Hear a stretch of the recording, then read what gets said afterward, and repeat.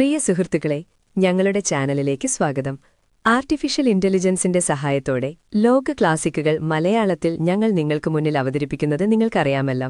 നിങ്ങൾ ഇതുവരെ സബ്സ്ക്രൈബ് ചെയ്തില്ലേ? ദയവായി സബ്സ്ക്രൈബ് ചെയ്ത് ഞങ്ങളെ സഹായിക്കൂ. ഇന്ന് ഞങ്ങൾ മറ്റൊരു ക്ലാസിക് ഷെർലക് ഹോംസ് കഥയുമായാണ് വന്നിരിക്കുന്നത്. ഇത് ആസ്വദിക്കൂ. ഒപ്പം കമന്റ് ചെയ്യാനും ലൈക്ക് ചെയ്യാനും സബ്സ്ക്രൈബ് ചെയ്യാനും മറക്കരുത്. ഇനി ഡോക്ടർ വാട്സണിലേക്ക്. The Boscombe valley mystery.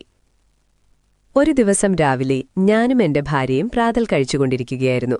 അപ്പോഴാണ് വേലക്കാരി ഒരു ടെലഗ്രാം കൊണ്ടുവന്നത്. അത് ഷെർലക് ഹോംസിൽ നിന്നുള്ളതായിരുന്നു. അതിലിങ്ങനെ എഴുതിയിരുന്നു: നിങ്ങൾക്ക് 2 ദിവസം മാറ്റിവെക്കാൻ കഴിയുമോ? ബോസ്കോം വാലി ദുരന്തവുമായി ബന്ധപ്പെട്ട് ഇംഗ്ലണ്ടിന്റെ പടിഞ്ഞാറൻ ഭാഗത്തേക്ക് പോകാൻ എനിക്ക് സന്ദേശം ലഭിച്ചിട്ടുണ്ട്. നിങ്ങൾ എന്റെ കൂടെ വന്നാൽ എനിക്ക് സന്തോഷമാകും. അവിടുത്തെ അന്തരീക്ഷവും കാഴ്ചകളും വളരെ മനോഹരമാണ്. പാഡിംഗ്ടണിൽ നിന്ന് 11:15 പുറപ്പെടാം. നിങ്ങൾ എന്തു പറയുന്നു? എന്റെ ഭാര്യ എന്നെ നോക്കി ചോദിച്ചു. നിങ്ങൾ പോകുന്നുണ്ടോ? എന്തു പറയണമെന്നെനിക്കറിയില്ല. ഇപ്പോൾ എനിക്ക് അത്യാവശ്യം തിരക്കുണ്ട്. ഓ, ആൻസ്ട്രദർ നിങ്ങൾക്ക് വേണ്ടി ആ ജോലി ചെയ്തോളും. ഈയിടെയായി നിങ്ങൾ വല്ലാതെ ക്ഷീണിച്ചതുപോലെ തോന്നുന്നു.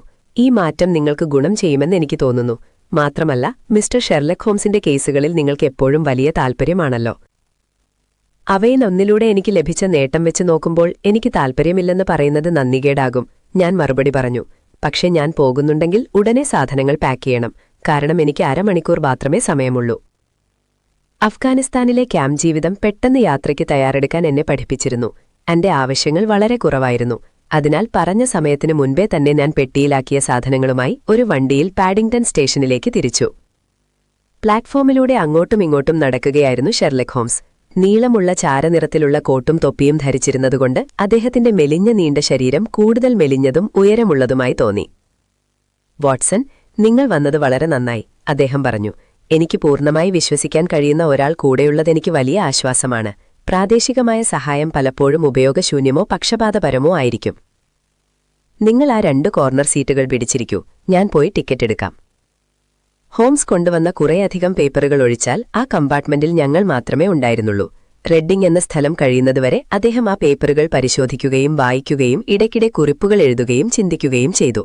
പെട്ടെന്ന് അദ്ദേഹം അതെല്ലാം കൂടി ചുരുട്ടി ഒരു പന്ത് പോലെയാക്കി മുകളിലെ റാക്കിലേക്ക് എറിഞ്ഞു. ഈ കേസിനെക്കുറിച്ച് നിങ്ങൾ എന്തെങ്കിലും കേട്ടിട്ടുണ്ടോ? അദ്ദേഹം ചോദിച്ചു. ഒന്നും കേട്ടില്ല. കുറച്ചു ദിവസങ്ങളായി ഞാൻ പത്രമൊന്നും കണ്ടിട്ടില്ല. ലണ്ടൻ പത്രങ്ങളിൽ ഇതിനെക്കുറിച്ച് വലിയ വാർത്തകളൊന്നും വന്നിട്ടില്ല. കാര്യങ്ങൾ മനസ്സിലാക്കാൻ ഞാൻ പഴയ പത്രങ്ങളെല്ലാം നോക്കുകയായിരുന്നു. എനിക്ക് മനസ്സിലായതിടത്തോളം ഇത് വളരെ ലളിതമെന്ന് തോന്നുന്ന എന്നാൽ അങ്ങേയറ്റം ബുദ്ധിമുട്ടുള്ള കേസുകളിൽ ഒന്നാണ്.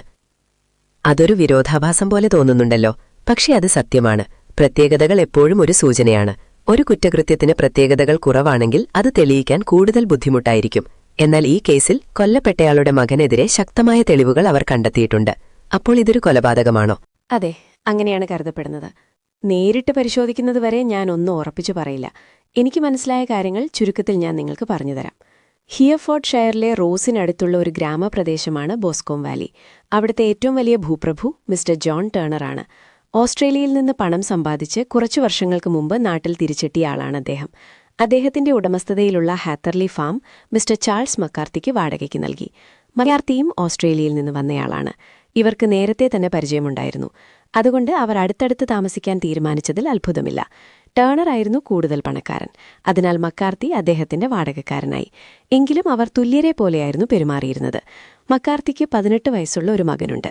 ടേണറിന് അതേ പ്രായമുള്ള ഒരു മകളുമുണ്ട്. 2 പേർക്കും ഭാര്യമാരില്ല. അയൽവാസികളുമായി അവർക്ക് വലിയ അടുപ്പമില്ലായിരുന്നു. എങ്കിലും മക്കാർത്തിയും മകനും കുതിരപ്പന്തയങ്ങളിൽ പങ്കെടുക്കാറുണ്ടായിരുന്നു. മക്കാർത്തിക്ക് 2 വേലക്കാരുണ്ട്, ഒരു പുരുഷനും ഒരു സ്ത്രീയും. ടേണറിന് വലിയൊരു വീടും 1/2 ഡസനോളം വേലക്കാരുമുണ്ട്. ഇത്രയുമാണ് ആ കുടുംബങ്ങളെക്കുറിച്ച് എനിക്കറിയാൻ കഴിഞ്ഞത്. ഇനി നമുക്ക് സംഭവങ്ങളിലേക്ക് കടക്കാം. ജൂൺ 3-ന്, അതായത് കഴിഞ്ഞ തിങ്കളാഴ്ച ഉച്ചയ്ക്ക് 3 മണിയോടെ മക്കാർത്തി ഹാത്തർലിയിലെ വീട്ടിൽ നിന്നിറങ്ങി ബോസ്കോം പൂളിലേക്ക് നടന്നു. ബോസ്കോം വാലിയിലൂടെ ഒഴുകുന്ന അരുവി പരന്നുണ്ടായ ഒരു ചെറിയ തടാകമാണത്. രാവിലെ അദ്ദേഹം തന്റെ വേലക്കാരനോടൊപ്പം റോസിൽ പോയിരുന്നു. ഉച്ചയ്ക്ക് 3 മണിക്ക് പ്രധാനപ്പെട്ട ഒരു കൂടിക്കാഴ്ച ഉള്ളതുകൊണ്ട് വേഗം മടങ്ങണമെന്ന് അദ്ദേഹം വേലക്കാരനോട് പറഞ്ഞിരുന്നു. എന്നാൽ ആ കൂടിക്കാഴ്ചയ്ക്ക് ശേഷം അദ്ദേഹം ജീവനോടെ തിരിച്ചുവന്നില്ല. ഹാത്തർലി ഫാം ഹൌസിൽ നിന്ന് ബോസ്കോം പൂളിലേക്ക് 1/4 മൈൽ ദൂരമുണ്ട്. അദ്ദേഹം നടന്നു പോകുമ്പോൾ രണ്ടുപേർ അദ്ദേഹത്തെ കണ്ടിരുന്നു. ഒന്ന് പേരു പറയാത്ത ഒരു വയസ്സായ സ്ത്രീയും മറ്റൊന്ന് മിസ്റ്റർ ടേണറുടെ ഗെയിം കീപ്പറായ വില്യം ക്രൗഡറുമാണ്. മിസ്റ്റർ മക്കാർത്തി ഒറ്റയ്ക്കാണ് നടന്നിരുന്നതെന്ന് ഇവർ രണ്ടുപേരും മൊഴി നൽകി. മക്കാർത്തി കടന്നുപോയി കുറച്ചു നിമിഷങ്ങൾക്കുള്ളിൽ അദ്ദേഹത്തിന്റെ മകൻ ജെയിംസ് മക്കാർത്തി തോക്കുമായി അതേ വഴിക്ക് പോകുന്നത് കണ്ടെന്ന് ഗെയിം കീപ്പർ പറഞ്ഞു. അച്ഛൻ മകന്റെ കൺവെട്ടത്തുണ്ടായിരുന്നു എന്നും മകൻ അച്ഛനെ പിന്തുടരുകയായിരുന്നു എന്നുമാണ് അദ്ദേഹം വിശ്വസിക്കുന്നത്. വൈകുന്നേരം ആ ദുരന്തവാർത്ത കേൾക്കുന്നതുവരെ അദ്ദേഹം അതിനെക്കുറിച്ച് കാര്യമായി ചിന്തിച്ചില്ല. ഗെയിം കീപ്പറായ വില്യം ക്രൗഡർ കണ്ടതിനു ശേഷവും മക്കാർത്തിമാരെ രണ്ടുപേരെയും വേറെ ആരോ കണ്ടിരുന്നു. ബോസ്കോംബ് പൂളിനു ചുറ്റും തിങ്ങി നിറഞ്ഞ മരങ്ങളാണ്.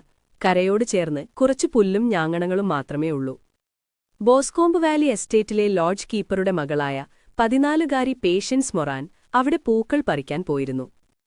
കാടിന്റെ അതിർത്തിയിൽ തടാകത്തിനടുത്തായി മിസ്റ്റർ മക്കാർത്തിയും മകനും നിൽക്കുന്നത് കണ്ടെന്നും അവർ തമ്മിൽ വലിയ വഴക്കുണ്ടാക്കുകയാണെന്ന് തോന്നിയെന്നും അവൾ പറഞ്ഞു. അച്ഛനായ മക്കാർത്തി മകനോട് വളരെ ദേഷ്യപ്പെട്ട് സംസാരിക്കുന്നത് അവൾ കേട്ടു. അച്ഛനെ അടിക്കാനെന്ന പോലെ മകൻ കൈ ഓങ്ങുന്നതും അവൾ കണ്ടു. അവരുടെ വഴക്കു കണ്ടു പേടിച്ചുപോയ അവൾ അവിടെ നിന്ന് ഓടി വീട്ടിലെത്തി അമ്മയോട് കാര്യം പറഞ്ഞു. മക്കാർത്തിമാരെ രണ്ടുപേരെയും ബോസ്കോംബ് പൂളിനടുത്ത് വഴക്കുടുന്ന നിലയിൽ കണ്ടെന്നും അവർ തമ്മിൽ തല്ലുണ്ടാക്കുമെന്ന പേടിയുണ്ടെന്നും അവൾ അമ്മയെ അറിയിച്ചു. അവളിത് പറഞ്ഞു തീർന്ന ഉടനെ തന്നെ ചെറുപ്പക്കാരനായ മക്കാർത്തി ലോഡ്ജിലേക്ക് ഓടിവന്നു. തന്റെ അച്ഛൻ കാട്ടിൽ മരിച്ചുകിടക്കുന്നുണ്ടെന്നും ലോഡ്ജ് കീപ്പറുടെ സഹായം വേണമെന്നും അവൻ പറഞ്ഞു. അവൻ ആകെ പരിഭ്രമിച്ചിരുന്നു. അവന്റെ കൈയിൽ തോക്കോ തലയിൽ തൊപ്പിയോ ഉണ്ടായിരുന്നില്ല. അവന്റെ വലതു കൈയിലും ഉടുപ്പിന്റെ കൈയിലും അപ്പോൾ പറ്റിയ രക്തക്കറയുണ്ടായിരുന്നു. അവരവന്റെ കൂടെ ചെന്നപ്പോൾ കുളത്തിനരികിലെ പുല്ലിൽ മൃതദേഹം കിടക്കുന്നത് കണ്ടു. ഭാരമുള്ളതും മൂർച്ചയില്ലാത്തതുമായ ഏതോ ആയുധം കൊണ്ട് പലതവണ അടിയേറ്റാണ് തല തകർന്നിരുന്നത്. മൃതദേഹത്തിനൽപ്പം മാറി പുല്ലിൽ മകന്റെ തോക്ക് കിടപ്പുണ്ടായിരുന്നു. ആ തോക്കിന്റെ പിടികൊണ്ടടിച്ചാലുണ്ടാകുന്ന തരത്തിലുള്ള മുറിവുകളായിരുന്നു അവ. ഈ സാഹചര്യങ്ങൾ കാരണം ആ യുവാവിനെ ഉടൻ തന്നെ അറസ്റ്റ് ചെയ്തു. ചൊവ്വാഴ്ച നടന്ന അന്വേഷണത്തിൽ ഇതൊരു കൊലപാതകമാണെന്ന് വിധിയെഴുതി. ബുധനാഴ്ച അവനെ റോസിലെ മജിസ്ട്രേറ്റിനു മുന്നിൽ ഹാജരാക്കി. കേസ് വിചാരണയ്ക്കായി മാറ്റിവെച്ചിരിക്കുകയാണ്. കൊറോണറുടെയും പോലീസ് കോടതിയുടെയും മുന്നിൽ വന്ന പ്രധാനപ്പെട്ട കാര്യങ്ങൾ ഇവയൊക്കെയാണ്. ഇതിലും വ്യക്തമായി കുറ്റം തെളിയിക്കുന്ന മറ്റൊരു കേസ് എനിക്ക് ചിന്തിക്കാൻ പോലും കഴിയുന്നില്ല, ഞാൻ പറഞ്ഞു. സാഹചര്യ തെളിവുകൾ ഒരാളെ കുറ്റവാളിയായി കാണിക്കുന്നുണ്ടെങ്കിൽ അത് ഈ കേസിലാണ്. സാഹചര്യ തെളിവുകൾ വളരെ വഞ്ചനാപരമായ ഒന്നാണ്, ഹോംസ് ചിന്താമഗ്നനായി മറുപടി നൽകി. അവ ഒരു കാര്യത്തിലേക്ക് വളരെ വ്യക്തമായി വിരൽ ചൂണ്ടുന്നതായി തോന്നാം. എന്നാൽ നിങ്ങളുടെ വീക്ഷണകോൺ അല്പമൊന്നു മാറ്റിയാൽ തികച്ചും വ്യത്യസ്തമായ മറ്റൊന്നിലേക്കാകും അവ അതേ ഉറപ്പോടെ വിരൽ ചൂണ്ടുന്നത്. എന്നിരുന്നാലും ആ യുവാവിനെതിരെയുള്ള കേസ് അതീവ ഗൗരവകരമാണെന്നും അയാൾ തന്നെയാകാം കുറ്റവാളി എന്നതും സമ്മതിച്ചേ തീരൂ. എന്നാൽ അയൽവാസിയായ ഭൂവുടമയുടെ മകൾ മിസ് ടേണർ ഉൾപ്പെടെ അയാളുടെ നിരപരാധിത്വത്തിൽ വിശ്വസിക്കുന്ന നിരവധി ആളുകൾ ആ പ്രദേശത്തുണ്ട്. സ്റ്റഡി ഇൻ സ്കാർലറ്റ് എന്ന കേസുമായുള്ള ബന്ധത്തിൽ താങ്കൾ ഓർക്കുന്ന ലെസ്ട്രേഡിനെ ആ യുവാവിനു വേണ്ടി കേസ് അന്വേഷിക്കാൻ അവർ ചുമതലപ്പെടുത്തിയിരിക്കുകയാണ്. ലെസ്ട്രേഡ് അല്പം ആശയക്കുഴപ്പത്തിലായതിനാൽ കേസ് എനിക്ക് കൈമാറിയിരിക്കുന്നു. അതുകൊണ്ടാണ് മധ്യവയസ്കരായ 2 മാന്യന്മാർ വീട്ടിലിരുന്ന് സാവധാനം പ്രാതൽ കഴിക്കുന്നതിനു പകരം മണിക്കൂറിൽ 50 മൈൽ വേഗതയിൽ പടിഞ്ഞാറോട്ട് യാത്ര ചെയ്യുന്നത്. എനിക്ക് ഭയമുണ്ട്, ഞാൻ പറഞ്ഞു. വസ്തുതകൾ വളരെ വ്യക്തമായതിനാൽ ഈ കേസിൽ നിന്ന് താങ്കൾക്ക് വലിയ അംഗീകാരമൊന്നും ലഭിക്കാൻ സാധ്യതയില്ല. വ്യക്തമായ ഒരു വസ്തുതയേക്കാൾ വഞ്ചനാപരമായ മറ്റൊന്നില്ല, ചിരിച്ചുകൊണ്ട് അദ്ദേഹം മറുപടി നൽകി. മാത്രമല്ല, മിസ്റ്റർ ലെസ്ട്രേഡിന് ഒട്ടും വ്യക്തമല്ലാതിരുന്ന മറ്റു ചില വ്യക്തമായ വസ്തുതകൾ നമുക്ക് കണ്ടെത്താനായേക്കാം. മിസ്റ്റർ ലെസ്ട്രേഡിന് ഉപയോഗിക്കാനോ മനസ്സിലാക്കാനോ കഴിയാത്ത മാർഗങ്ങളിലൂടെ ഞാൻ അദ്ദേഹത്തിന്റെ സിദ്ധാന്തത്തെ ശരിവയ്ക്കുകയോ തള്ളിക്കളയുകയോ ചെയ്യുമെന്ന് പറയുമ്പോൾ ഞാൻ അഹങ്കാരം പറയുകയല്ലെന്ന് താങ്കൾക്ക് നന്നായി അറിയാമല്ലോ. കയ്യിലുള്ള ആദ്യത്തെ ഉദാഹരണം തന്നെ എടുക്കാം. താങ്കളുടെ കിടപ്പുമുറിയിലെ ജനൽ വലതുവശത്താണെന്ന് എനിക്ക് വളരെ വ്യക്തമായി മനസ്സിലാക്കാൻ കഴിയുന്നുണ്ട്. എന്നാൽ മിസ്റ്റർ ലെസ്ട്രേഡ് അത്രയും സ്വയം വെളിവാകുന്ന ഒരു കാര്യം പോലും ശ്രദ്ധിച്ചിട്ടുണ്ടാകുമോ എന്ന് എനിക്ക് സംശയമാണ്. അതെങ്ങനെയാണ്? എന്റെ പ്രിയ സുഹൃത്തെ, എനിക്ക് താങ്കളെ നന്നായി അറിയാം. താങ്കളുടെ സ്വഭാവമായ സൈനികമായ ചിട്ടയും എനിക്കറിയാം. താങ്കൾ എല്ലാ രാവിലെയും ക്ഷൗരം ചെയ്യാറുണ്ട്. ഈ കാലാവസ്ഥയിൽ സൂര്യപ്രകാശത്തിലാണ് താങ്കളത് ചെയ്യുന്നത്. എന്നാൽ താങ്കളുടെ മുഖത്തിന്റെ ഇടതുവശത്തേക്ക് പോകുന്തോറും ക്ഷൗരം അപൂർണമാവുകയും താടിയെല്ലിന്റെ കോണിലെത്തുമ്പോൾ അത് തീർത്തും അലസമാവുകയും ചെയ്യുന്നതിനാൽ ആ വശത്ത് മറ്റേ വശത്തേക്കാൾ വെളിച്ചം കുറവാണെന്നത് വളരെ വ്യക്തമാണ്. തുല്യമായ വെളിച്ചത്തിൽ നോക്കി ശൗനം ചെയ്തിട്ട് ഇത്തരമൊരു ഫലത്തിൽ സംതൃപ്തനാകുന്ന താങ്കളുടെ ശീലങ്ങളുള്ള ഒരാളെ എനിക്ക് സങ്കൽപ്പിക്കാൻ പോലും കഴിയില്ല. നിരീക്ഷണത്തിന്റെയും അനുമാനത്തിന്റെയും ഒരു നിസ്സാര ഉദാഹരണമായി മാത്രമാണ് ഞാനിതുദ്ധരിച്ചത്. അതാണെന്റെ തൊഴിൽ. നമുക്ക് മുന്നിലുള്ള അന്വേഷണത്തിൽ അതെന്തെങ്കിലും പ്രയോജനം ചെയ്തേക്കാം. ഇൻക്വസ്റ്റ് സമയത്ത് ഉയർന്നുവന്ന ഒന്നോ രണ്ടോ ചെറിയ കാര്യങ്ങൾ പരിഗണിക്കേണ്ടതുണ്ട്. എന്താണവ? അയാളുടെ അറസ്റ്റ് ഉടനടി നടന്നില്ല. മറിച്ച് ഹാദർലി ഫാമിലേക്ക് മടങ്ങിയെത്തിയ ശേഷമാണ് നടന്നതെന്ന് തോന്നുന്നു. താൻ തടവിലാണെന്ന് പോലീസ് ഇൻസ്പെക്ടർ അറിയിച്ചപ്പോൾ അത് കേട്ടതിൽ തനിക്ക് അത്ഭുതമില്ലെന്നും അത് താൻ അർഹിക്കുന്നത് മാത്രമാണെന്നും അയാൾ അഭിപ്രായപ്പെട്ടു. അയാളുടെ ഈ നിരീക്ഷണം കൊറോണറുടെ ജൂറിയുടെ മനസ്സിൽ അവശേഷിച്ചിരുന്ന സംശയത്തിന്റെ കണികകൾ പോലും നീക്കം ചെയ്യാൻ സ്വാഭാവികമായും കാരണമായി. അതൊരു കുറ്റസമ്മതമായിരുന്നു, ഞാൻ പെട്ടെന്ന് പറഞ്ഞു. അല്ല, കാരണം അതിനുശേഷം താൻ നിരപരാധിയാണെന്നുള്ള പ്രഖ്യാപനമുണ്ടായി. ഇത്രയധികം പ്രതികൂലമായ സംഭവങ്ങളുടെ പശ്ചാത്തലത്തിൽ അത് അങ്ങേയറ്റം സംശയാസ്പദമായ ഒരു പരാമർശമായിരുന്നു. നേരെ മറിച്ച് ഹോംസ് പറഞ്ഞു, കാർമേഘങ്ങൾക്കിടയിൽ ഞാൻ ഇപ്പോൾ കാണുന്ന ഏറ്റവും തെളിച്ചമുള്ള വിടവാണത്. അയാൾ എത്ര നിരപരാധിയാണെങ്കിലും സാഹചര്യങ്ങൾ തനിക്കെതിരാണെന്ന് മനസ്സിലാക്കാൻ കഴിയാത്തത്ര വിഡ്ഢിയാകാൻ അയാൾക്ക് കഴിയില്ല. സ്വന്തം അറസ്റ്റിൽ അയാൾ ആശ്ചര്യം പ്രകടിപ്പിക്കുകയോ അല്ലെങ്കിൽ കൃത്രിമമായ രോഷം നടിക്കുകയോ ചെയ്തിരുന്നെങ്കിൽ ഞാൻ അതിനെ വളരെ സംശയത്തോടെ നോക്കുമായിരുന്നു. കാരണം അത്തരം ആശ്ചര്യമോ കോപമോ ആ സാഹചര്യത്തിൽ സ്വാഭാവികമല്ല. എന്നിരുന്നാലും ഒരു സൂത്രശാലിയായ മനുഷ്യന് അത് ഏറ്റവും നല്ല തന്ത്രമായി തോന്നാം. സാഹചര്യത്തെ തുറന്ന മനസ്സോടെ അംഗീകരിച്ചത് അയാൾ ഒന്നുകിൽ നിരപരാധിയാണെന്നോ അല്ലെങ്കിൽ ഗണ്യമായ ആത്മനിയന്ത്രണവും ദൃഢനിശ്ചയവുമുള്ള ഒരാളാണെന്നോ ആണ് സൂചിപ്പിക്കുന്നത്. താൻ അർഹിക്കുന്നതിനെക്കുറിച്ചുള്ള അയാളുടെ പരാമർശത്തെക്കുറിച്ച് പറയുകയാണെങ്കിൽ, തന്റെ പിതാവിന്റെ മൃതശരീരത്തിനരികിലാണ് അയാൾ നിന്നതെന്നും അന്ന് തന്നെ അയാൾ പിതാവുമായി വാക്കുതർക്കത്തിലേർപ്പെടുകയും നിർണായകമായ തെളിവു നൽകിയ ആ പെൺകുട്ടിയുടെ മൊഴിപ്രകാരം പിതാവിനെ അടിക്കാനെന്നവണ്ണം കൈ ഉയർത്തുകയും ചെയ്തുകൊണ്ട് തന്റെ പുത്രധർമ്മം മറന്നു എന്നതിൽ സംശയമില്ലെന്നും പരിഗണിക്കുമ്പോൾ അത് അസ്വാഭാവികമല്ല. അയാളുടെ പരാമർശത്തിൽ പ്രകടമാകുന്ന ആത്മനിന്ദയും പശ്ചാത്താപവും കുറ്റബോധമുള്ള ഒരു മനസ്സിനേക്കാൾ ആരോഗ്യകരമായ ഒരു മനസ്സിന്റെ ലക്ഷണമായാണ് എനിക്ക് തോന്നുന്നത്. ഞാൻ തലയാട്ടി. ഇതിലും നിസ്സാരമായ തെളിവുകളുടെ പേരിൽ പലരും തൂക്കിലേറ്റപ്പെട്ടിട്ടുണ്ട്, ഞാൻ അഭിപ്രായപ്പെട്ടു. അതെ, അങ്ങനെ സംഭവിച്ചിട്ടുണ്ട്. കൂടാതെ നിരപരാധികളായ പലരും തൂക്കിലേറ്റപ്പെട്ടിട്ടുമുണ്ട്. ഈ വിഷയത്തിൽ ആ യുവാവിന്റെ സ്വന്തം വിശദീകരണം എന്താണ്? അതയാളെ പിന്തുണയ്ക്കുന്നവർക്ക് അത്ര ആശ്വാസം നൽകുന്ന ഒന്നല്ലെന്ന് എനിക്ക് ഭയമുണ്ട്. എങ്കിലും അതിൽ സൂചന നൽകുന്ന ഒന്നോ രണ്ടോ കാര്യങ്ങളുണ്ട്. താങ്കൾക്കതിവിടെ കാണാം, സ്വയം വായിച്ചു നോക്കാവുന്നതാണ്. അദ്ദേഹം തന്റെ കെട്ടിൽ നിന്ന് പ്രാദേശിക ഹിയർഫോർഡ്ഷെയർ പത്രത്തിന്റെ ഒരു കോപ്പിയെടുത്തു. പേജ് മടക്കി ആ നിർഭാഗ്യവാനായ യുവാവ് നടന്ന സംഭവങ്ങളെക്കുറിച്ച് നൽകിയ പ്രസ്താവനയടങ്ങിയ ഖണ്ഡിക എനിക്ക് കാണിച്ചു തന്നു. ഞാൻ വണ്ടിയുടെ മൂലയിലിരുന്ന് അത് വളരെ ശ്രദ്ധാപൂർവം വായിച്ചു. അതിൽ ഇപ്രകാരമായിരുന്നു: പരേതന്റെ ഏക മകനായ മിസ്റ്റർ ജെയിംസ് മക്കാർത്തിയെ പിന്നീട് വിളിച്ചുവരുത്തുകയും അദ്ദേഹം ഇപ്രകാരം മൊഴി നൽകുകയും ചെയ്തു. കഴിഞ്ഞ 3 ദിവസമായി ഞാൻ വീട്ടിൽ നിന്നും മാറി ബിസ്റ്റോളിലായിരുന്നു. കഴിഞ്ഞ തിങ്കളാഴ്ച, അതായത് 3-ാം തീയതി രാവിലെയാണ് ഞാൻ തിരിച്ചെത്തിയത്. ഞാൻ എത്തിയ സമയത്ത് പിതാവ് വീട്ടിലുണ്ടായിരുന്നില്ല.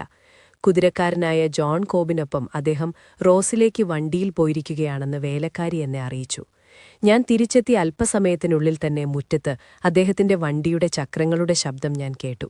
ഞാൻ എന്റെ ജനലിലൂടെ പുറത്തേക്ക് നോക്കിയപ്പോൾ അദ്ദേഹം വണ്ടിയിൽ നിന്നിറങ്ങി മുറ്റത്തു നിന്നും വേഗത്തിൽ നടന്നു പോകുന്നത് ഞാൻ കണ്ടു. എന്നാൽ അദ്ദേഹം ഏത് ദിശയിലേക്കാണ് പോകുന്നതെന്ന് എനിക്കറിവുണ്ടായിരുന്നില്ല. തുടർന്ന് ഞാൻ എന്റെ തോക്കുമെടുത്ത് ബോസ്കോം പൂളിന്റെ ദിശയിലേക്ക് നടന്നു. കുളത്തിന്റെ മറുവശത്തുള്ള മുയൽമാളങ്ങൾ സന്ദർശിക്കുക എന്നതായിരുന്നു എന്റെ ഉദ്ദേശം. യാത്രാമധ്യേ ഗെയിം കീപ്പറായ വില്യം ക്രൗഡറെ ഞാൻ കണ്ടിരുന്നു. അദ്ദേഹം തന്റെ മൊഴിയിൽ പറഞ്ഞതുപോലെ തന്നെ. എന്നാൽ ഞാൻ എന്റെ പിതാവിനെ പിന്തുടരുകയായിരുന്നു എന്ന് അദ്ദേഹം കരുതുന്നത് തെറ്റാണ്. അദ്ദേഹം എനിക്ക് മുൻപേ നടക്കുന്നുണ്ടായിരുന്നു എന്ന കാര്യം എനിക്കൊട്ടും അറിയില്ലായിരുന്നു. കുളത്തിൽ നിന്ന് ഏകദേശം 100 വാര അകലെയായിരിക്കുമ്പോൾ കുയി എന്നൊരു വിളി ഞാൻ കേട്ടു. ഞാനും എന്റെ പിതാവും തമ്മിൽ ആശയവിനിമയം നടത്താൻ ഉപയോഗിക്കാറുള്ള പതിവ് സൂചനയായിരുന്നു അത്. ഞാൻ ഉടൻ തന്നെ മുന്നോട്ട് കുതിച്ചു. അദ്ദേഹം കുളത്തിനരികിൽ നിൽക്കുന്നത് കണ്ടു. എന്നെ കണ്ടപ്പോൾ അദ്ദേഹം വളരെയധികം ആശ്ചര്യപ്പെട്ടതായി തോന്നി. മാത്രമല്ല, ഞാൻ അവിടെ എന്ത് ചെയ്യുകയാണെന്ന് അല്പം പരുഷമായി എന്നോട് ചോദിക്കുകയും ചെയ്തു. തുടർന്നുണ്ടായ സംഭാഷണം ഉച്ചത്തുള്ള വാക്കുതർക്കത്തിലേക്കും ഏതാണ്ട് കയ്യാങ്കളിയിലേക്കും വരെ നീണ്ടു. കാരണം എന്റെ പിതാവ് വളരെ മുൻകോപിയായ ഒരാളായിരുന്നു. അദ്ദേഹത്തിന്റെ കോപം നിയന്ത്രണാധീനമാകുന്നു എന്ന് കണ്ടപ്പോൾ ഞാൻ അദ്ദേഹത്തെ അവിടെ വിട്ട് ഹാദർലി ഫാമിലേക്ക് മടങ്ങി. എന്നാൽ ഏകദേശം 150 വാര പിന്നിടുന്നതിനു മുൻപ് എന്റെ പിന്നിൽ നിന്ന് ഭയാനകമായൊരു നിലവിളി ഞാൻ കേട്ടു. അതെന്നെ തിരികെ ഓടാൻ പ്രേരിപ്പിച്ചു. എന്റെ പിതാവ് തലയ്ക്ക് ഗുരുതരമായി പരിക്കേറ്റ് നിലത്ത് കിടന്ന് അന്ത്യശ്വാസം വലിക്കുന്നത് ഞാൻ കണ്ടു. ഞാൻ എന്റെ തോക്ക് താഴെയിട്ട് അദ്ദേഹത്തെ കൈകളിൽ കോരിയെടുത്തു. പക്ഷേ അദ്ദേഹം ഏതാണ്ട് തൽക്ഷണം തന്നെ മരണപ്പെട്ടു. കുറച്ചു നിമിഷങ്ങൾ ഞാൻ അദ്ദേഹത്തിനരികിൽ മുട്ടുകുത്തിയിരുന്നു. തുടർന്ന് സഹായം അഭ്യർത്ഥിക്കാനായി ഏറ്റവും അടുത്തുള്ള വീടായ മിസ്റ്റർ ടേണറുടെ ലോഡ്ജ് കീപ്പറുടെ അടുത്തേക്ക് ഞാൻ പോയി. ഞാൻ തിരികെ വന്നപ്പോൾ എന്റെ പിതാവിന് സമീപം ആരെയും കണ്ടില്ല. അദ്ദേഹത്തിന് എങ്ങനെയാണ് ആ പരിക്കുകൾ പറ്റിയതെന്ന് എനിക്ക് യാതൊരു ധാരണയുമില്ല. അദ്ദേഹം അത്ര ജനപ്രിയനായ ഒരാളായിരുന്നില്ല. പെരുമാറ്റത്തിൽ അല്പം ഗൗരവക്കാരനും അകലം പാലിക്കുന്നവനുമായിരുന്നു. എങ്കിലും എനിക്കറിയാവുന്നിടത്തോളം അദ്ദേഹത്തിന് സജീവമായ ശത്രുക്കൾ ആരുമുണ്ടായിരുന്നില്ല. ഈ വിഷയത്തെക്കുറിച്ച് എനിക്ക് കൂടുതലൊന്നും അറിയില്ല. കൊറോണർ, മരിക്കുന്നതിന് മുൻപ് താങ്കളുടെ പിതാവ് താങ്കളോട് എന്തെങ്കിലും പറഞ്ഞിരുന്നോ? സാക്ഷി, അദ്ദേഹം ചില വാക്കുകൾ പിറുപിറുത്തു. പക്ഷേ ഒരു എലിയെക്കുറിച്ചുള്ള എന്തോ പരാമർശം മാത്രമേ എനിക്ക് മനസ്സിലാക്കാൻ കഴിഞ്ഞുള്ളൂ. കൊറോണർ, അതിൽ നിന്ന് താങ്കൾക്ക് എന്താണ് മനസ്സിലായത്? സാക്ഷി, എനിക്കതിൽ നിന്ന് പ്രത്യേകിച്ച് അർത്ഥമൊന്നും തോന്നിയില്ല. അദ്ദേഹം വിഭ്രാന്തിയിലാണെന്നാണ് ഞാൻ കരുതിയത്. കൊറോണർ, താങ്കളും പിതാവും തമ്മിലുണ്ടായ ആ അവസാന വഴക്കിന് ആസ്പദമായ വിഷയം എന്തായിരുന്നു? സാക്ഷി, അതിന് മറുപടി പറയാതിരിക്കാനാണ് ഞാൻ ആഗ്രഹിക്കുന്നത്. കൊറോണർ, ക്ഷമിക്കണം, എനിക്കതിൽ നിർബന്ധം പിടിക്കേണ്ടി വരും.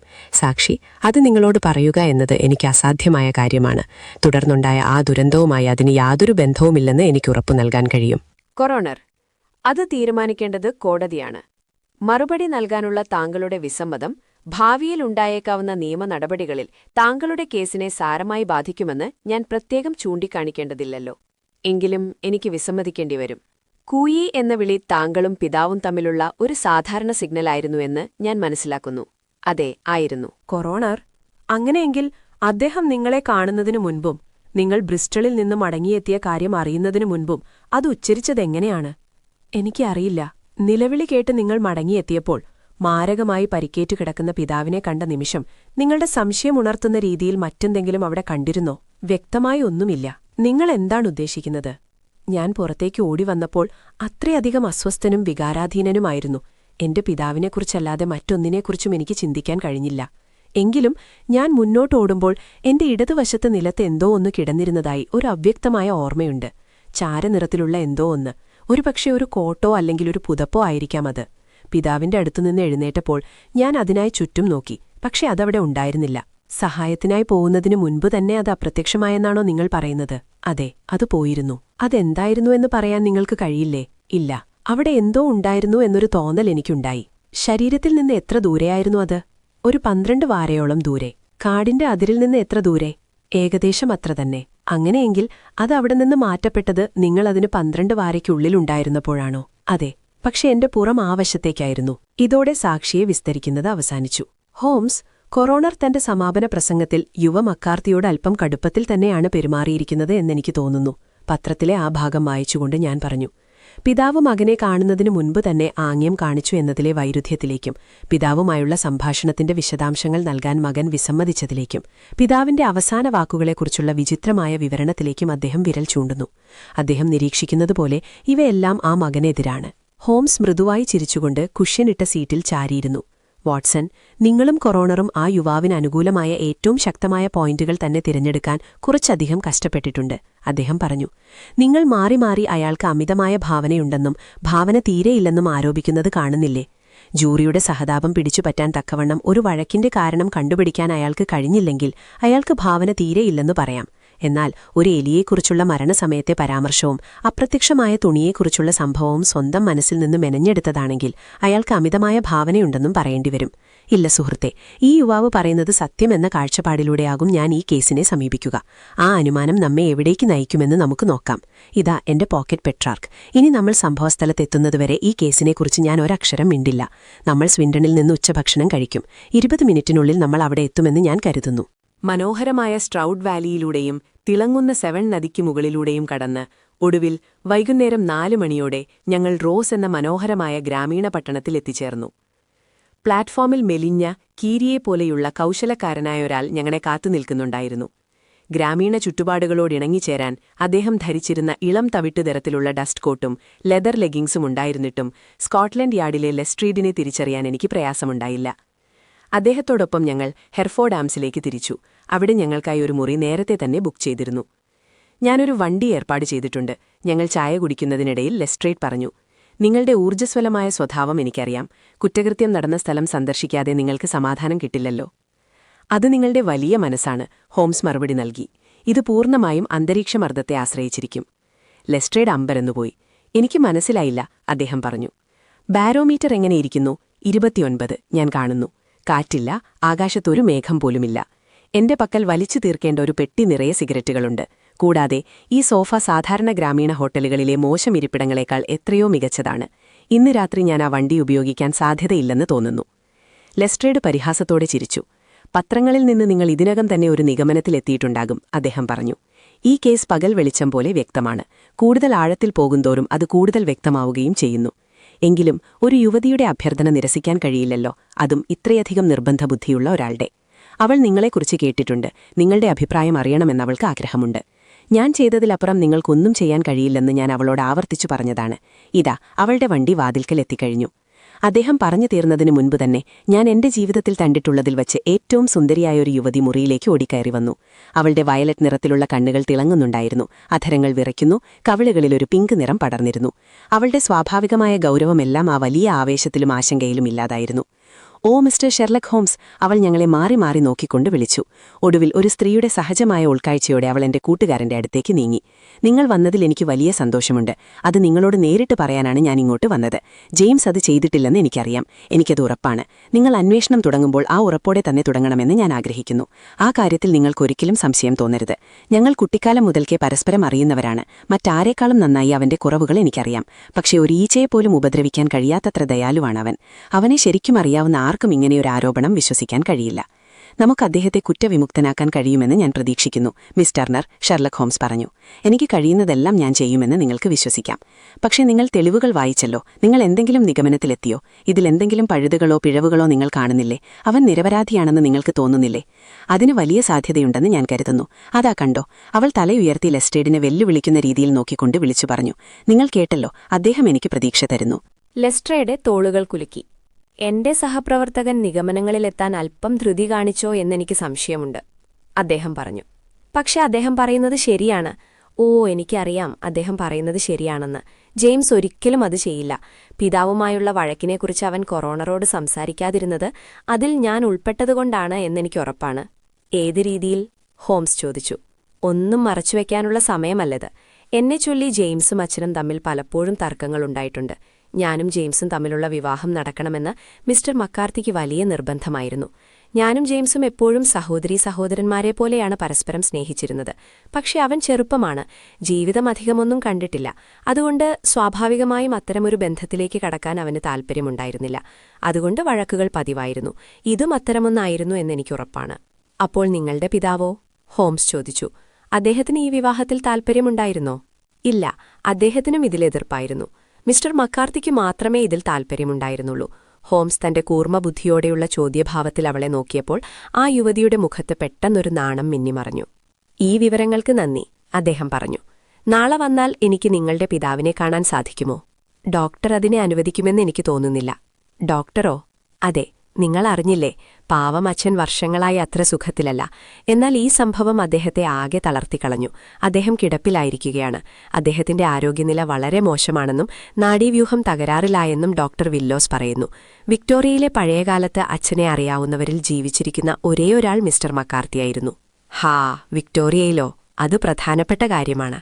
അതെ, ഖനികളിൽ. ശരിയാണ്, സ്വർണ്ണഖനികളിൽ വെച്ചായിരിക്കണം മിസ്റ്റർ ടേണർ സമ്പാദിച്ചത് എന്ന് ഞാൻ മനസ്സിലാക്കുന്നു.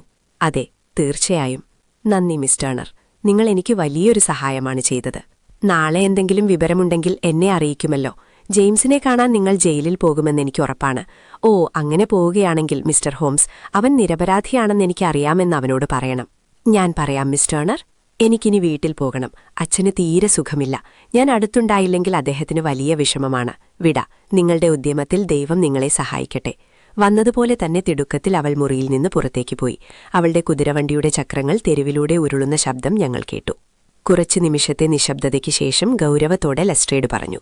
ഹോംസ്, നിങ്ങളെക്കുറിച്ച് എനിക്ക് ലജ്ജ തോന്നുന്നു. നിരാശപ്പെടുത്തുമെന്ന് ഉറപ്പുള്ള പ്രതീക്ഷകൾ നിങ്ങൾ എന്തിനാണ് നൽകുന്നത്?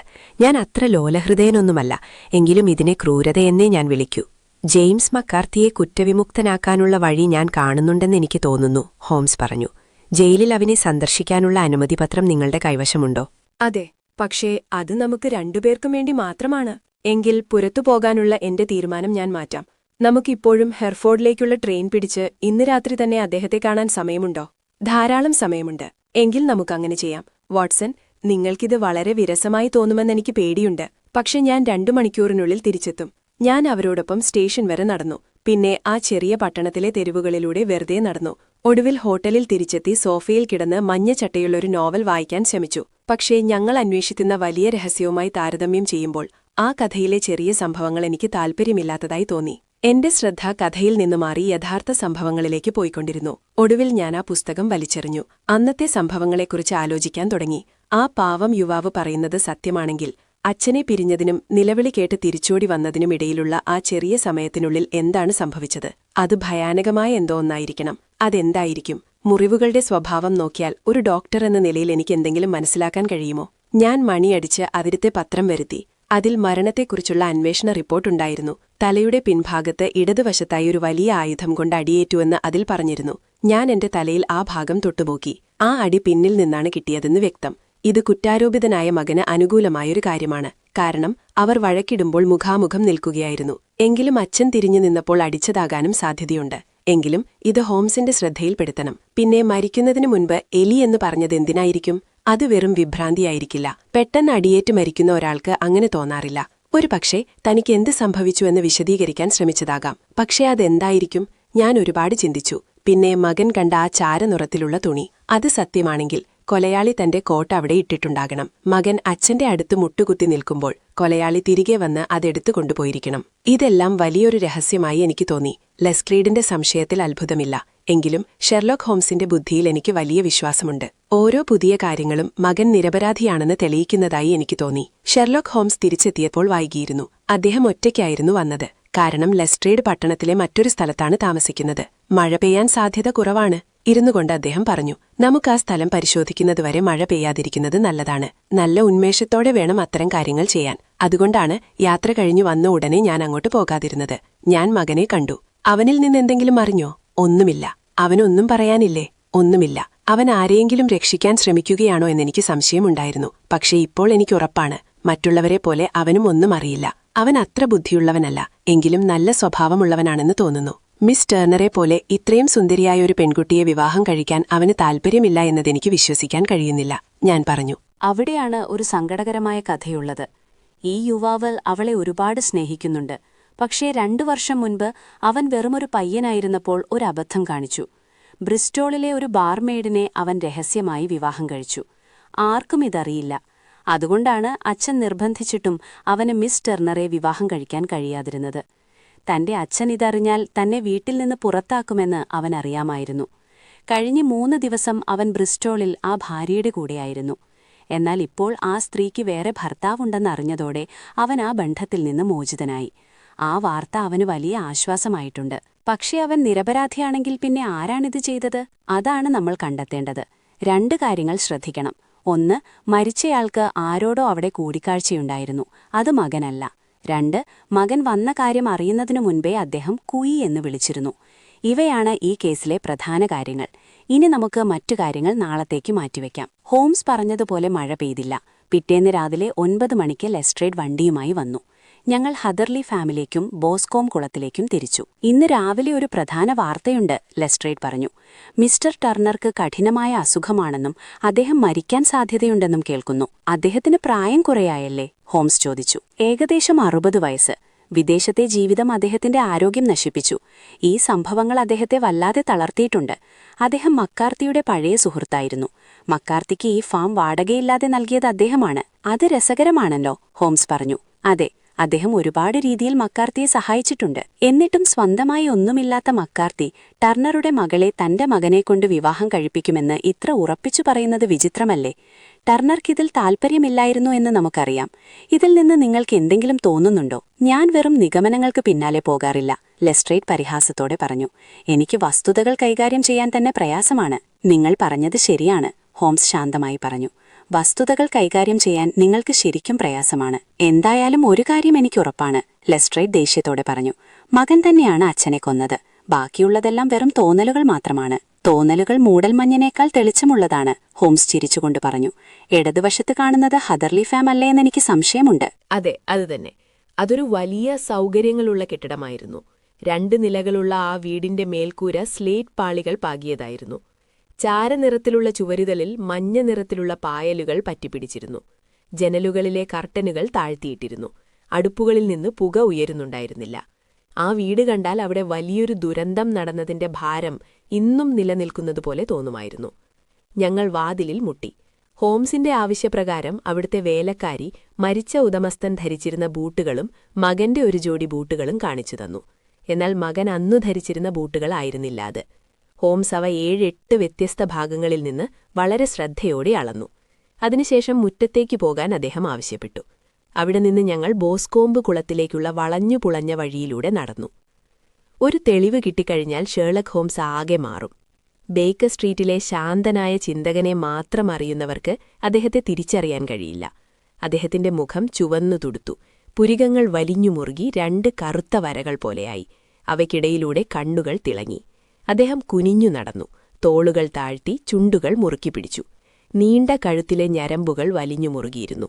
ഒരു വേട്ടമൃഗത്തെപ്പോലെ വേട്ടയാടാനുള്ള ആവേശത്തോടെ അദ്ദേഹം തന്റെ ലക്ഷ്യത്തിൽ മാത്രം ശ്രദ്ധ കേന്ദ്രീകരിച്ചു.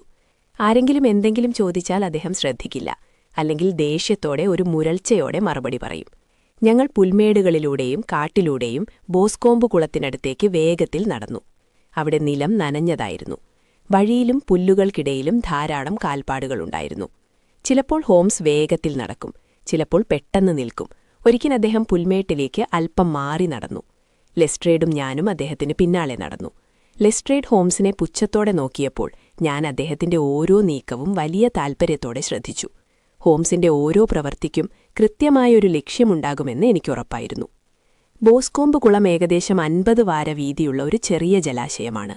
അതിനു ചുറ്റും പുല്ലുകൾ വളർന്നു നിൽക്കുന്നു. ഹദർലി ഫാമും ധനികനായ മിസ്റ്റർ ടേണറുടെ പറമ്പും ചേരുന്ന അതിർത്തിയിലാണ് ഇത് സ്ഥിതി ചെയ്യുന്നത്. കുളത്തിന്റെ അക്കരെയുള്ള മരങ്ങൾക്ക് മുകളിലായി ആ ധനികന്റെ വീടിന്റെ ചുവന്ന നിറത്തിലുള്ള കൂർത്ത ഗോപുരങ്ങൾ കാണാമായിരുന്നു.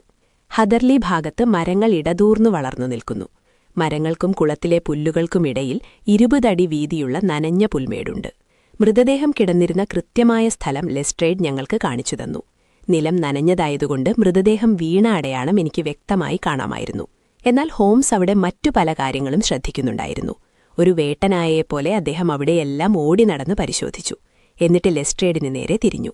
നിങ്ങൾ എന്തിനാണ് കുളത്തിലിറങ്ങിയത്? അദ്ദേഹം ചോദിച്ചു. ഞാൻ മണ്ണ് മാന്തുന്ന ഒരു ഉപകരണം ഉപയോഗിച്ച് അവിടെ എന്തെങ്കിലും ആയുധമുണ്ടോ എന്ന് നോക്കിയതാണ്. പക്ഷെ നിങ്ങൾക്കെങ്ങനെ മനസ്സിലായി? നിങ്ങളുടെ ഇടതുകാലിന്റെ പ്രത്യേകതയുള്ള കാൽപ്പാടുകൾ അവിടെയെല്ലാം ഉണ്ട്. ഒരു ചെറിയ ജീവിക്ക് പോലും അത് കണ്ടെത്താം. ഞാൻ വരുന്നതിനു മുൻപ് ഒരു കൂട്ടം ആളുകൾ ഇവിടെ വന്ന് പോത്തുകളുടെ കൂട്ടത്തെപ്പോലെ എല്ലാം ചവിട്ടി മെതിച്ചു. മൃതദേഹത്തിനു ചുറ്റും 6-8 അടി ദൂരത്തോളം എല്ലാവരും കൂടി നടന്ന് അടയാളങ്ങൾ ഇല്ലാതാക്കി.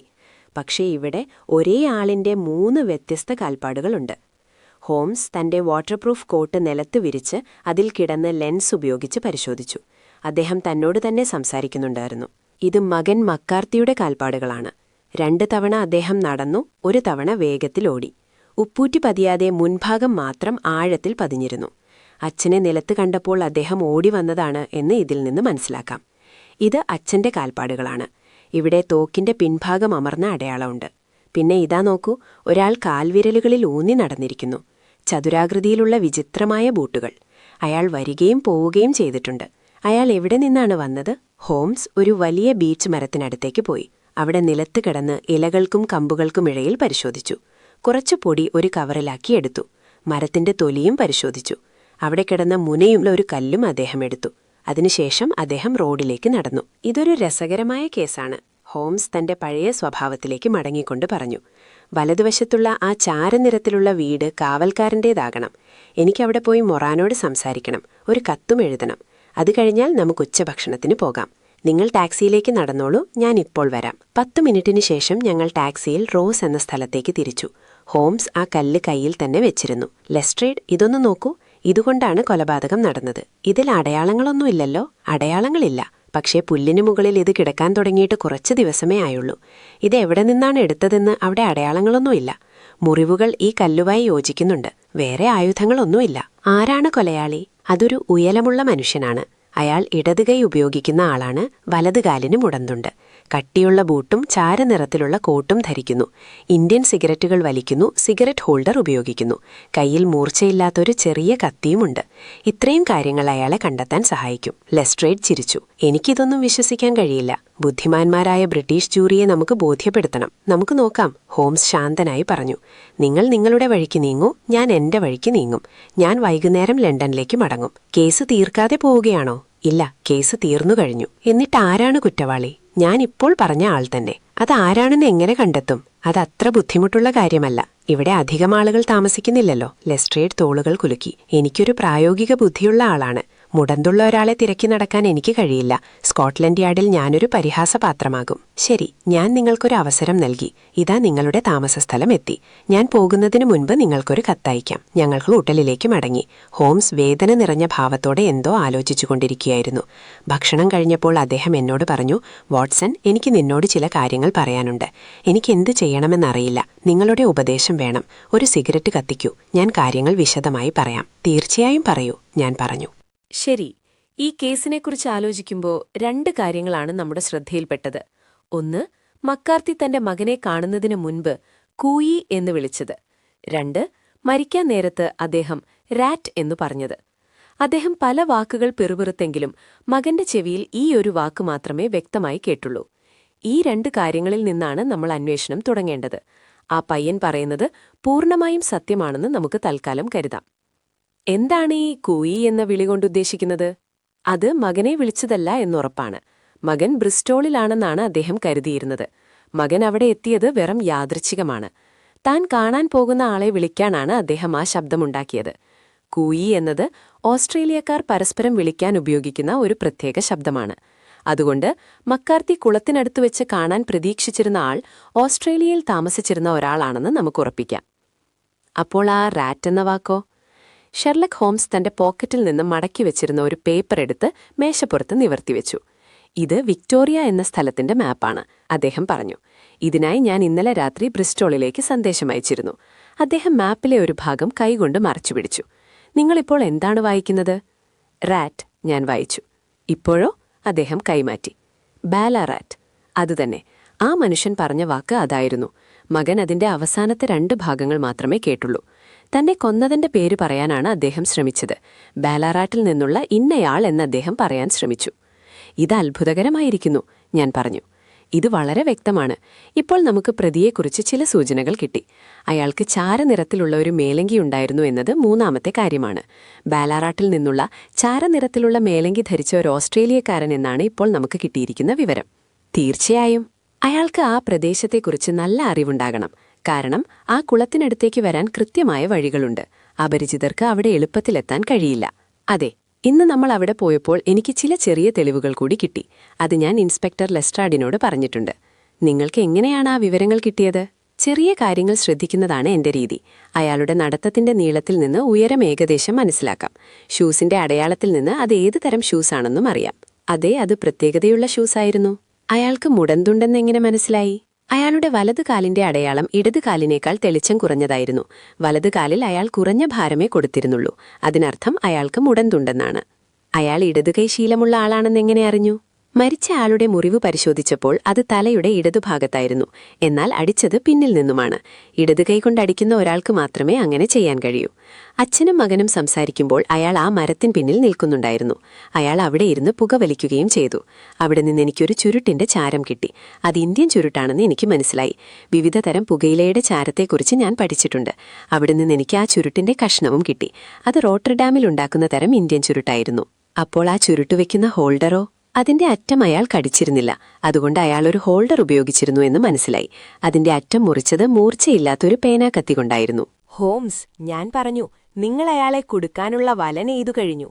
നിങ്ങളൊരു നിരപരാധിയെ രക്ഷിച്ചിരിക്കുന്നു. പ്രതി ആരാണെന്ന് എനിക്ക് മനസ്സിലായി. പ്രതി മിസ്റ്റർ ജോൺ ടേണർ. ഹോട്ടലിലെ ജീവനക്കാരൻ വാതിൽ തുറന്ന് ഒരു അതിഥിയെ അകത്തേക്ക് കടത്തിക്കൊണ്ട് പറഞ്ഞു. അകത്തേക്ക് വന്നത് വളരെ ഗൗരവമുള്ള ഒരാളായിരുന്നു. അയാൾ മുടന്തിയാണ് നടന്നിരുന്നത്. അയാൾക്ക് നല്ല ശാരീരിക ശക്തിയുണ്ടായിരുന്നു. നരച്ച താടിയും പുരുകവും അയാൾക്കൊരു പ്രത്യേക ഗാംഭീര്യം നൽകി. പക്ഷെ അയാളുടെ മുഖം വിളറി വെളുത്തിരുന്നു. അയാൾക്ക് മാരകമായ ഏതോ രോഗമുണ്ടെന്ന് ഒറ്റനോട്ടത്തിൽ മനസ്സിലാകുമായിരുന്നു. ദയവായി ആ സോഫയിലിരിക്കൂ, ഹോംസ് ശാന്തമായി പറഞ്ഞു. എന്റെ കത്ത് കിട്ടിയോ? അതെ, അത് കിട്ടി. ആരും അയ്യാതെ എന്നെ കാണാനാണ് നിങ്ങൾ ആവശ്യപ്പെട്ടത്. ഞാൻ നിങ്ങളുടെ വീട്ടിലേക്ക് വന്നാൽ ആളുകൾ സംസാരിക്കുമെന്ന് ഞാൻ കരുതി. എന്തിനാണ് നിങ്ങൾ എന്നെ കാണാൻ ആഗ്രഹിച്ചത്? അയാൾ ഹോംസിനെ ദയനീയമായി നോക്കി. അതെ, ഹോംസ് പറഞ്ഞു, എനിക്ക് മക്കാർത്തിയെക്കുറിച്ചെല്ലാം അറിയാം. ആ വൃദ്ധൻ തന്റെ മുഖം കൈകൾ കൊണ്ട് മറച്ചു. ദൈവമേ, എന്നെ സഹായിക്കൂ, അദ്ദേഹം കരഞ്ഞു. ആ പയ്യനൊരാപത്തും വരാൻ ഞാൻ അനുവദിക്കില്ലായിരുന്നു. കോടതിയിൽ അവനെ ശിക്ഷിക്കുമെന്ന് വന്നാൽ ഞാൻ സത്യം വിളിച്ചു പറയുമായിരുന്നു. അത് കേട്ടതിൽ സന്തോഷം, ഹോംസ് ഗൗരവത്തോടെ പറഞ്ഞു. എന്റെ മകളെ ഓർത്താണ് ഞാൻ ഇതുവരെ പറയാതിരുന്നത്. ഞാൻ പിടിയിലായെന്നറിഞ്ഞാൽ അവളുടെ ഹൃദയം തകരും. അത്രത്തോളം പോകില്ലായിരിക്കും, ഹോംസ് പറഞ്ഞു. എന്ത്? ഞാനൊരു പോലീസ് ഉദ്യോഗസ്ഥനല്ല. നിങ്ങളുടെ മകൾ ആവശ്യപ്പെട്ടത് പ്രകാരമാണ് ഞാനിവിടെ വന്നത്. പക്ഷെ ആ പയ്യനെ രക്ഷിക്കണം. ഞാൻ മരിക്കാൻ പോകുന്ന ഒരാളാണ്, വൃദ്ധനായ ടേണർ പറഞ്ഞു. എനിക്ക് വർഷങ്ങളായി പ്രമേഹമുണ്ട്. 1 മാസം കൂടി മാത്രമേ ഞാൻ ജീവിച്ചിരിക്കൂവെന്ന് ഡോക്ടർ പറഞ്ഞിട്ടുണ്ട്. ജയിലിൽ കിടന്ന് മരിക്കാൻ എനിക്ക് താൽപ്പര്യമില്ല. ഹോംസ് മേശക്കടുത്തിരുന്ന് പേപ്പറും പേനയും എടുത്തു. നിങ്ങൾ സത്യം പറയൂ, അദ്ദേഹം പറഞ്ഞു. ഞാൻ അത് എഴുതിയെടുക്കാം. നിങ്ങൾ അതിൽ ഒപ്പിടണം. വാട്സൺ അതിന് സാക്ഷിയാകും. ആ പയ്യനെ രക്ഷിക്കാൻ വേറെ വഴിയൊന്നുമില്ലെങ്കിൽ മാത്രമേ ഞാൻ ഇത് ഉപയോഗിക്കൂ. ശരി, അത് മതി, ആ വൃദ്ധൻ പറഞ്ഞു. മകൾക്ക് വിഷമമാകരുതെന്ന് മാത്രമേ എനിക്കുള്ളൂ. ഇനി ഞാനെല്ലാം വ്യക്തമായി പറയാം. മരിച്ച മക്കാർത്തി ഒരു ചെകുത്താനായിരുന്നു. അങ്ങനെയുള്ള ഒരാളുടെ കയ്യിൽ പെടാതിരിക്കാൻ ദൈവം നിങ്ങളെ സഹായിക്കട്ടെ. കഴിഞ്ഞ 20 വർഷമായി അയാൾ എന്നെ വേട്ടയാട്ടുകയായിരുന്നു. ഞാൻ എങ്ങനെയാണ് അയാളുടെ കയ്യിൽ അകപ്പെട്ടതെന്ന് ആദ്യം പറയാം. അത് 1860കളിലായിരുന്നു. അന്ന് ഞാനൊരു ചെറുപ്പക്കാരനായിരുന്നു. എനിക്ക് ചില ചീത്ത കൂട്ടുകെട്ടുകൾ കിട്ടി. ഞാൻ മദ്യപിക്കാൻ തുടങ്ങി. കയ്യിൽ പണമില്ലാതായപ്പോൾ ഞാനൊരു കൊള്ളക്കാരനായി മാറി. ഞങ്ങൾ 6 പേരുണ്ടായിരുന്നു. ബാലാറാട്ടിലെ ബ്ലാക്ക് ജാക്ക് എന്നായിരുന്നു എന്റെ പേര്. ബാലാറാട്ട് യാങ് എന്നായിരുന്നു ഞങ്ങൾ അറിയപ്പെട്ടിരുന്നത്. ഒരു ദിവസം ബലാറാട്ടിൽ നിന്നും മെൽബണിലേക്ക് ഒരു സ്വർണ്ണവണ്ടി പുറപ്പെട്ടു. ഞങ്ങൾ വഴിയിൽ പതിയിരുന്ന് അതിനെ ആക്രമിച്ചു. 6 പോലീസുകാരും ഞങ്ങളിൽ 6 പേരും ഉണ്ടായിരുന്നു. അതൊരു കടുത്ത പോനാറ്റമായിരുന്നു. എങ്കിലും ആദ്യത്തെ വെടിവെപ്പിൽ തന്നെ അവരുടെ 4 കുതിരപ്പടയാളികളെ ഞങ്ങൾ വീഴ്ത്തി. എന്നാൽ കൊള്ള മുതൽ കൈക്കലാക്കുന്നതിനു മുമ്പ് ഞങ്ങളുടെ കൂട്ടത്തിലെ 3 പേർ കൊല്ലപ്പെട്ടു. ആ വണ്ടി ഓടിച്ചിരുന്ന മക്കാർത്തി എന്ന ഈ മനുഷ്യന്റെ തലയ്ക്ക് നേരെ ഞാൻ എന്റെ പിസ്റ്റൽ ചൂണ്ടി. അന്ന് തന്നെ അവനെ വെടിവെച്ചു കൊന്നിരുന്നെങ്കിൽ എന്ന് ഞാൻ ഇപ്പോൾ ആഗ്രഹിക്കുന്നു. പക്ഷേ എന്റെ മുഖത്തെ ഓരോ അടയാളവും ഓർത്തെടുക്കാൻ ശ്രമിക്കുന്നതുപോലെ ആ ദുഷ്ടക്കണ്ണുകൾ എന്നെ നോക്കി നിൽക്കെ ഞാൻ അവനോട് കരുണ കാട്ടി. ഞങ്ങൾ ആ സ്വർണവുമായി രക്ഷപ്പെട്ടു. സമ്പന്നരായി മാറി.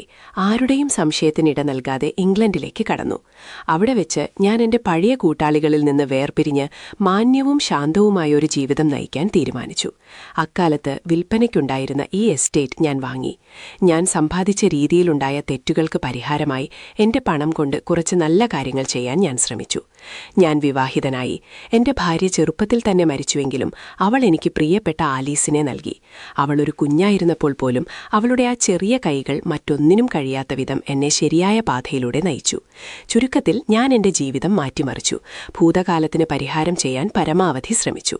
എല്ലാം നന്നായി നടന്നുവരുമ്പോഴാണ് മക്കാർത്തി എന്നെ പിടികൂടിയത്. ഒരു നിക്ഷേപത്തിന്റെ കാര്യത്തിനായി ഞാൻ നഗരത്തിൽ പോയതായിരുന്നു. അന്ന് റീജന്റ് സ്ട്രീറ്റിൽ വെച്ച് ധരിക്കാൻ മാന്യമായ ഒരു കുപ്പായമോ കാലിലൊരു ഷൂവോ പോലുമില്ലാത്ത അവസ്ഥയിൽ ഞാൻ അയാളെ കണ്ടുമുട്ടി. നമ്മൾ വീണ്ടും കണ്ടുമുട്ടിയിരിക്കുന്നു ജാക്ക്, എന്റെ കയ്യിൽ തൊട്ടുകൊണ്ടവൻ പറഞ്ഞു. ഞങ്ങൾ നിനക്കൊരു കുടുംബത്തെ പോലെയായിരിക്കും. ഞാനും എന്റെ മകനും, ഞങ്ങൾ 2 പേരുണ്ട്. ഞങ്ങളെ സംരക്ഷിക്കേണ്ട ചുമതല നിനക്കാണ്. നീ അത് ചെയ്തില്ലെങ്കിൽ ഇംഗ്ലണ്ട് നിയമമനുസരിക്കുന്ന രാജ്യമാണ്. ഇവിടെ എപ്പോഴും വെളിപ്പുറത്ത് പോലീസുകാരുണ്ട്. അങ്ങനെ അവർ പടിഞ്ഞാറൻ നാട്ടിലേക്ക് വന്നു. അവരെ ഒഴിവാക്കാൻ എനിക്ക് കഴിഞ്ഞില്ല. അന്നുമുതൽ അവരെന്റെ ഏറ്റവും നല്ല ഭൂമിയിൽ വാടകയൊന്നും നൽകാതെ താമസിച്ചു വരികയാണ്. എനിക്ക് വിശ്രമമോ സമാധാനമോ മറവിയോ ഉണ്ടായിരുന്നില്ല. ഞാൻ എവിടെ തിരിഞ്ഞാലും അവന്റെ ആ കുടിലമായ ചിരിക്കുന്ന മുഖം എന്റെ അരികിലുണ്ടായിരുന്നു. ആലീസ് വളർന്നതോടെ സ്ഥിതി കൂടുതൽ വഷളായി. പോലീസിനേക്കാൾ കൂടുതൽ എന്റെ ഭൂതകാലം മകൾ അറിയുന്നതിനെയാണ് ഞാൻ ഭയപ്പെടുന്നതെന്ന് അവൻ മനസ്സിലാക്കി. അവൻ എന്ത് ചോദിച്ചാലും ഞാനത് നൽകി. ഭൂമി, പണം, വീടുകൾ. ഒടുവിൽ എനിക്ക് നൽകാൻ കഴിയാത്ത ഒന്ന് അവൻ ചോദിക്കുന്നതുവരെ. അവൻ ആലീസിനെ ആവശ്യപ്പെട്ടു. അവന്റെ മകൻ വളർന്നു, എന്റെ മകളും. എന്റെ ആരോഗ്യം മോശമാണെന്നറിയാമായിരുന്നതുകൊണ്ട് അവന്റെ മകൻ എന്റെ മുഴുവൻ സ്വത്തുക്കളും കൈക്കലാക്കുന്നത് ഒരു മികച്ച നീറ്റമായി അവന് തോന്നി. എന്നാൽ അവിടെ ഞാൻ ഉറച്ചുനിന്നു. അവന്റെ ശപിക്കപ്പെട്ട വംശത്തെ എന്റേതുമായി കലർത്താൻ ഞാൻ സമ്മതിക്കില്ലായിരുന്നു. ആ ചെറുപ്പക്കാരനോട് എനിക്ക് വിരോധമുണ്ടായിട്ടല്ല, മറിച്ച് അവന്റെ ഉള്ളിൽ ആ പിതാവിന്റെ രക്തമാണ്, അത് തന്നെ ധാരാളമായിരുന്നു. ഞാൻ വഴങ്ങിയില്ല. മക്കാർത്തി എന്നെ ഭീഷണിപ്പെടുത്തി. നിനക്ക് ചെയ്യാൻ കഴിയുന്ന ഏറ്റവും മോശമായ കാര്യം ചെയ്തോളൂ എന്ന് ഞാൻ അവനെ വെല്ലുവിളിച്ചു. ഇതിനെക്കുറിച്ച് സംസാരിക്കാൻ ഞങ്ങളുടെ വീടുകൾക്കിടയിലുള്ള കുളത്തിനടുത്ത് വെച്ച് കാണാമെന്ന് ഞങ്ങൾ തീരുമാനിച്ചു. ഞാനവിടെ ചെന്നപ്പോ അവൻ മകനോട് സംസാരിക്കുന്നത് കണ്ടു. അതിനാൽ അവൻ തനിച്ചാകുന്നതുവരെ ഞാനൊരു മരത്തിനു പിന്നിലൊളിഞ്ഞു നിന്ന് ചുരുട്ടു വലിച്ചു. എന്നാൽ അവരുടെ സംസാരം കേട്ടപ്പോ എന്റെ ഉള്ളിലെ കയ്പും ഇരുട്ടും പുറത്തുവന്നു. തെരുവിലെ ഒരു വേശ്യയോട് പെരുമാറുന്നതുപോലെ എന്റെ മകളുടെ ഇഷ്ടാനിഷ്ടങ്ങൾ ഒട്ടും പരിഗണിക്കാതെ അവളെ വിവാഹം കഴിക്കാൻ അവൻ മകനെ നിർബന്ധിക്കുകയായിരുന്നു. ഞാനും എനിക്ക് ഏറ്റവും പ്രിയപ്പെട്ടവരും ഇത്തരമൊരു മനുഷ്യന്റെ അധികാരത്തിന് കീഴിലാണെന്ന് ചിന്തിച്ചപ്പോൾ എനിക്ക് ഭ്രാന്ത് പിടിച്ചു. ഈ ബന്ധനം എനിക്ക് തകർക്കാൻ കഴിയില്ലേ? ഞാൻ ഇതിനകം തന്നെ മരണാസന്നനും നിരാശനുമായൊരു മനുഷ്യനായിരുന്നു. ബുദ്ധി തെളിഞ്ഞതാണെങ്കിലും ശരീരം അത്യാവശ്യം ശക്തമാണെങ്കിലും എന്റെ വിധി നിശ്ചയിക്കപ്പെട്ടു കഴിഞ്ഞു എന്നെനിക്കറിയാമായിരുന്നു. എന്നാൽ എന്റെ അന്തസ്സും മകളും, ആ ദുഷിച്ച നാവടക്കാൻ കഴിഞ്ഞാൽ രണ്ടുപേരെയും രക്ഷിക്കാം. മിസ്റ്റർ ഹോംസ്, ഞാനത് ചെയ്തു. ഞാനത് വീണ്ടും ചെയ്യും. ഞാൻ അത്രയധികം പാപം ചെയ്തിട്ടുണ്ടെങ്കിലും അതിന് പ്രായശ്ചിത്തമായി ഒരു രക്തസാക്ഷിയെപ്പോലെയാണ് ഞാൻ ജീവിച്ചത്. എന്നാൽ എന്നെ കുടുക്കിയ അതേ വലയിൽ എന്റെ മകളും കുടുങ്ങുന്നത് എനിക്ക് സഹിക്കാനാവില്ലായിരുന്നു. ഒരു വിഷജന്തുവിനെ കൊല്ലുന്നതുപോലെ യാതൊരു ദയയുമില്ലാതെ ഞാൻ അവനെ അടിച്ചു വീഴ്ത്തി. അവന്റെ നിലവിളി കേട്ട് മകൻ ഓടിവന്നു. പക്ഷെ അപ്പോഴേക്കും ഞാൻ കാടിനുള്ളിൽ മറഞ്ഞിരുന്നു. ഓടുന്നതിനിടയിൽ താഴെ പോയ എന്റെ കോട്ടെടുക്കാൻ എനിക്ക് തിരികെ പോകേണ്ടി വന്നെങ്കിലും ഞാൻ രക്ഷപ്പെട്ടു. മാന്യന്മാരെ, നടന്ന കാര്യങ്ങളുടെ യഥാർത്ഥ കഥ ഇതാണ്. വൃദ്ധൻ തന്റെ മൊഴിപത്രത്തിൽ ഒപ്പിട്ടപ്പോ ഹോംസ് പറഞ്ഞു, ശരി, നിങ്ങളെ വിധിക്കേണ്ടത് ഞാനല്ല. ഇത്തരമൊരു പരീക്ഷണത്തിന് ഞങ്ങൾ ഒരിക്കലും വിധേയരാകാതിരിക്കട്ടെ എന്ന് ഞാൻ പ്രാർത്ഥിക്കുന്നു. ഞാനും അങ്ങനെ പ്രാർത്ഥിക്കുന്നു, സാർ. ഇനി നിങ്ങൾ എന്താണ് ചെയ്യാൻ ഉദ്ദേശിക്കുന്നത്? നിങ്ങളുടെ ആരോഗ്യസ്ഥിതി കണക്കിലെടുത്ത് ഞാൻ ഇപ്പോൾ ഒന്നും ചെയ്യുന്നില്ല. അസൈസസ് കോടതിയേക്കാൾ ഉയർന്ന ഒരു കോടതിയിൽ നിങ്ങളുടെ പ്രവർത്തികൾക്ക് ഉടൻ മറുപടി പറയേണ്ടി വരുമെന്ന് നിങ്ങൾക്ക് തന്നെ അറിയാമല്ലോ. നിങ്ങളുടെ ഈ കുറ്റസമ്മതം ഞാൻ സൂക്ഷിക്കും. മക്കാർത്തി ശിക്ഷിക്കപ്പെടുകയാണെങ്കിൽ എനിക്കിത് ഉപയോഗിക്കേണ്ടി വരും. ഇല്ലെങ്കിൽ ഇത് മറ്റൊരു മനുഷ്യനും കാണില്ല. നിങ്ങൾ ജീവിച്ചിരുന്നാലും മരിച്ചാലും നിങ്ങളുടെ രഹസ്യം ഞങ്ങളുടെ പക്കൽ സുരക്ഷിതമായിരിക്കും. എങ്കിൽ വിട, വൃദ്ധൻ ഗൗരവത്തോടെ പറഞ്ഞു. നിങ്ങളുടെ മരണമടുക്കുമ്പോൾ എന്റെ അവസാന നിമിഷങ്ങളിൽ നിങ്ങൾ നൽകിയ ഈ സമാധാനം നിങ്ങളുടെ മനസ്സിന് ആശ്വാസം നൽകും. വിറയ്ക്കുന്ന ശരീരവുമായി ആ വയോധികൻ സാവധാനം മുറിയിൽ നിന്ന് പുറത്തേക്ക് പോയി. കുറെ നേരത്തെ നിശബ്ദതയ്ക്ക് ശേഷം ഹോംസ് പറഞ്ഞു, ദൈവം നമ്മെ സഹായിക്കട്ടെ. വിധി എന്തിനാണ് പാവം മനുഷ്യരോട് ഇങ്ങനെയൊക്കെ കളിക്കുന്നത്? ഇത്തരമൊരു കേസ് കേൾക്കുമ്പോഴെല്ലാം ബാക്സ്റ്ററുടെ വാക്കുകളാണ് എനിക്ക് ഓർമ്മ വരുന്നത്. ദൈവകൃപയാലല്ലാതെ അവിടെ പോകുന്നത് ഷെർലക് ഹോംസാണ്. ഹോംസ് തയ്യാറാക്കി പ്രതിഭാഗം വക്കീലിന് നൽകിയ വാദങ്ങളുടെ അടിസ്ഥാനത്തിൽ ജെയിംസ് മക്കാർത്തി അസൈസസ് കോടതിയിൽ കുറ്റവിമുക്തനാക്കപ്പെട്ടു.